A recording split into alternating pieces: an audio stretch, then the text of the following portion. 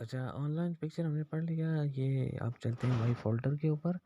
مائی folder کے اوپر آپ کلک کریں، آپ کے پاس جتنی بھی تصویریں آپ کے نے بنائی ہوئی ہیں وہ ساری یہاں پہ شو ہو جائیں گی۔ یہ دیکھیں گے جتنی بھی تصویریں میرے پاس بنی ہوئی ہیں میں انہیں شو کر سکتا ہوں، یہاں پہ ہمیں نظر آ جائیں گی، شو ہو جائیں گی، ان کے اوپر ہم دوبارہ ایڈیٹنگ کر سکتے ہیں۔ یہ دیکھیں بہت ساری تصویریں، تو اب ان کو ایڈٹ کیسے کریں گے، کیسے بنائیں گے، اس کا بھی ایک طریقہ اپنا۔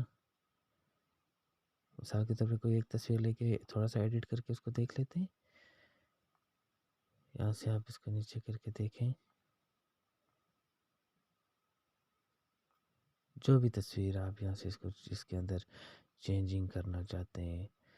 اچھا، اس کا یہ طریقہ کار ہے، یہ علامہ اقبال رحمۃ اللہ علیہ کی ہے، تو اس کے اوپر کہ آپ کلک کریں یہ آپ کے پاس اس کے اوپر وہی تصویر سیم آ جائے گی۔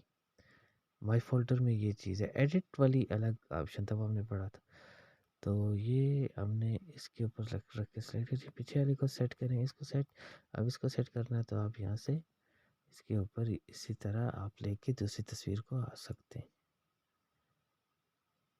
یہ دیکھیں یہ ہمارے پاس تصویر آ گئی،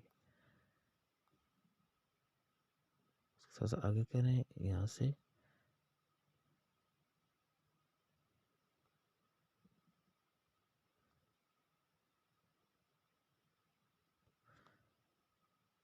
آج کے اندر صفائی ہونی چاہیے، بس ایڈیٹنگ یہ چیز ہوتی ہے۔ یہ دیکھیں یہاں پہ میں نے دوسری تصویر لگا لی، اس کے سائز کو بھی چینج کر سکتا ہوں، اس کے اندر ساری چیزیں کر سکتا ہوں، اس کا بلینڈ بھی کر سکتا ہوں،